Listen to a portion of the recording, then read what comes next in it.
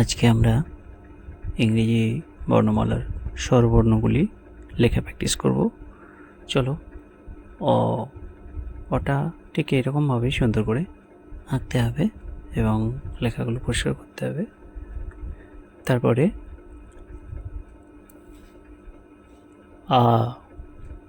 আয়ের ক্ষেত্রে ঠিক অয়ের পরে একটা আকার যোগ হবে। দেখো সুন্দর করে যেন আটা বোঝা যায়। তারপরে হর্ষইটা ঠিক এরকমভাবে বাঁকিয়ে মাত্রা থাকবে, মাত্রার পরে হর্ষইকারটা দিতে হবে।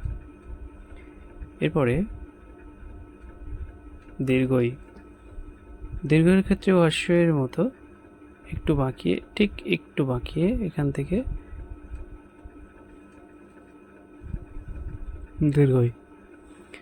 এরপরে হর্ষটা তোমরা জানো, তবুও একবার দেখে নাও। হর্ষ এভাবে সুন্দর করে মাথায় হর্ষকারটা দিতে হবে। এরপরে দীর্ঘের ব্যবহার যদিও খুব কম, তবুও আমরা দেখে নিচ্ছি।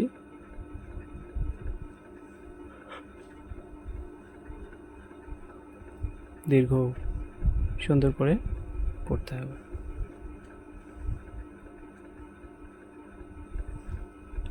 ভালো করে। এরপরে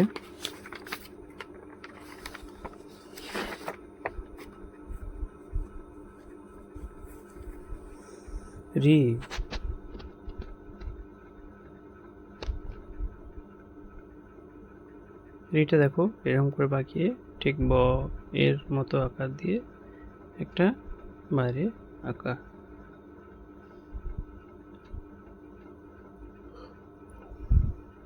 নেক্সট, এরপরে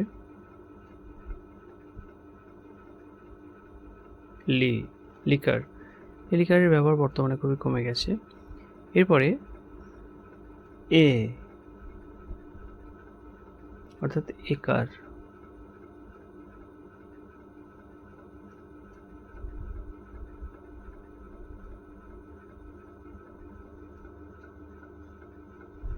এরপরে ওই এ, তারপরে ওই সুন্দর করে লিখতে হবে ওই। তারপরে ওটাও খুব সুন্দর করে লিখলে। তারপরে ওইকার,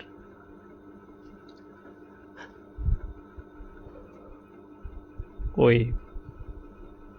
এটা প্রত্যেক ছোট বাচ্চাদের প্র্যাকটিস করানো খুব দরকার এবং সুন্দর করে হাতে ধরা দরকার। তো আশা করি হর্ষই দীর্ঘই, দীর্ঘ রি লি এ ওই ও, তাহলে এগুলো তোমরা বুঝতে পেরেছো। নেক্সট টাইম আবার আমি পরবর্তী ভিডিও নিয়ে আসবো।